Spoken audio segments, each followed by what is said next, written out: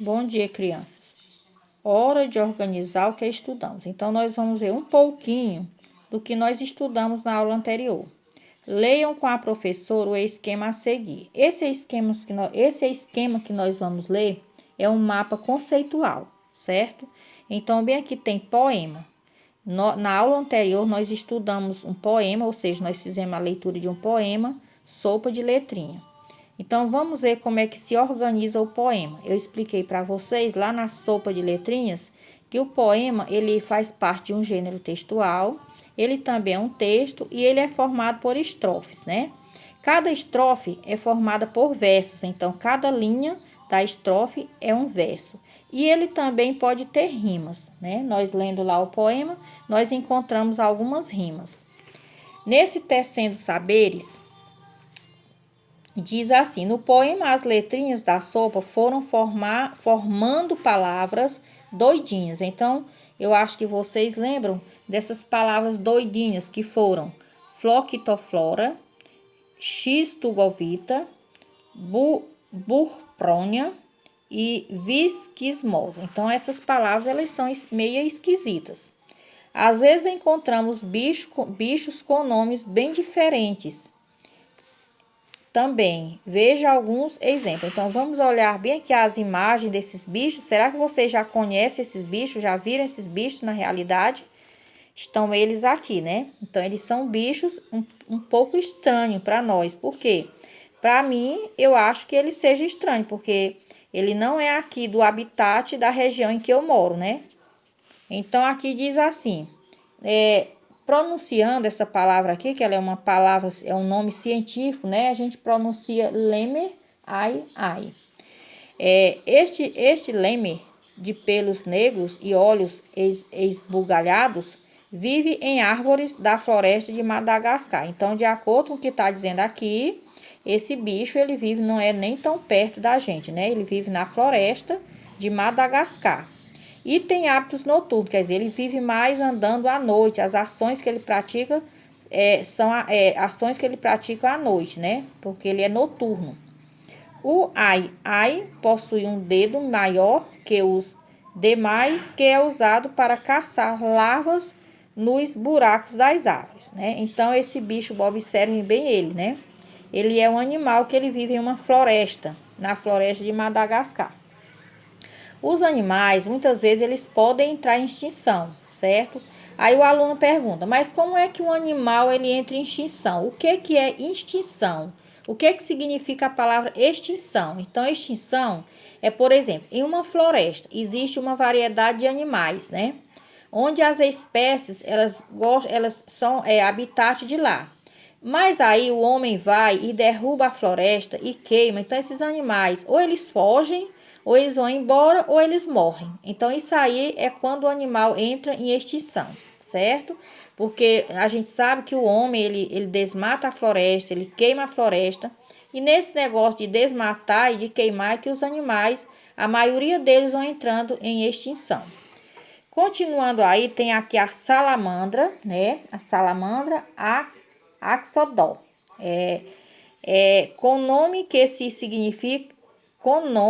significa monstro. Tá bem aqui ela, a salamandra, né? Significa monstro aquático. A salamandra axodó não se desenvolve na fase de larva. Por isso, ela não adquire características terrestres e vive sempre no ambiente aquático. Então, a salamandra, ela é da água, né? E será que a salamandra também ela não corre risco de entrar em extinção? Ela corre risco de entrar em extinção? Sim. Porque não são só os animais que vivem nas florestas, que estão sujeitos à derrubada das matas ou às queimadas, que entram em extinção, não. Os animais que vivem na água também, eles estão sujeitos a entrar em extinção. Mas como assim? Como esses animais podem entrar em extinção? Devido à poluição das águas, né? Nós sabemos que existe a poluição nas águas dos rios, nas águas dos lagos, nas águas dos mares, né? Um deles é o lançamento de dejetos humanos, né? Nós sabemos que o ser humano, ele é o principal causador da erosão, da poluição, né? Ele prejudica muito a natureza, o ser humano, certo? Então, ele joga dejetos nos rios, ele joga lixo, e a água do rio ela fica bastante poluída, e aí é onde ela vai adoecer ou matar os animaizinhos, né?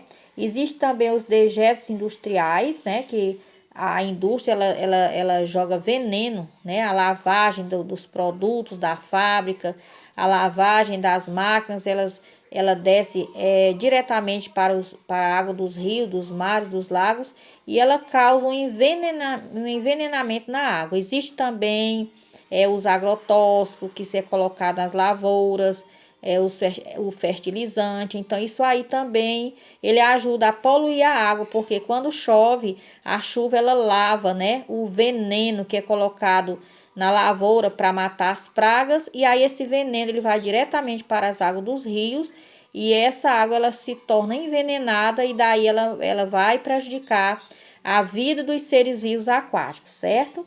E são muitos tem, por exemplo, às vezes o óleo derramado, porque às vezes o ser humano ele transporta, né? Até o petróleo mesmo, ele transporta em navios, no mar, aí ele vai, existe o vazamento, né? E esse vazamento ele faz com que a água ela se torne envenenada e vai prejudicar a vida aquática.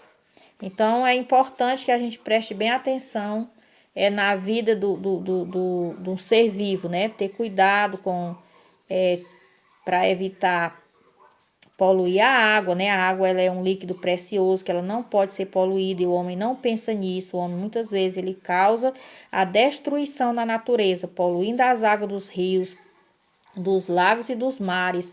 Ele desmata a floresta, que é um habitat importante, onde os seres vivos eles ficam, eles se abrigam, né? É lá onde tem o alimento deles, é onde tem a sombra, é onde tem tudo que eles precisam lá na floresta. E o homem ele sempre vive desmatando a floresta, queimando, destruindo a própria natureza. Aí, nesse caso, ele destrói também a vida de um outro ser vivo, né? Que são esses animaizinhos aqui que estão sendo exemplificados aqui no conteúdo, mas além deles tem vários, né? Tem várias espécies de animais, várias espécies vegetais que são prejudicadas por causa da poluição causada pelo próprio ser humano, né? Existe uma biodiversidade de espécies de vegetais e de animais que estão morrendo, estão entrando em extinção devido à falta de compreensão do ser humano. Continuando aí, essa espécie de bicho aqui, ela é uma espécie aquática, como eu já falei, ele é também um anfíbio, entendeu?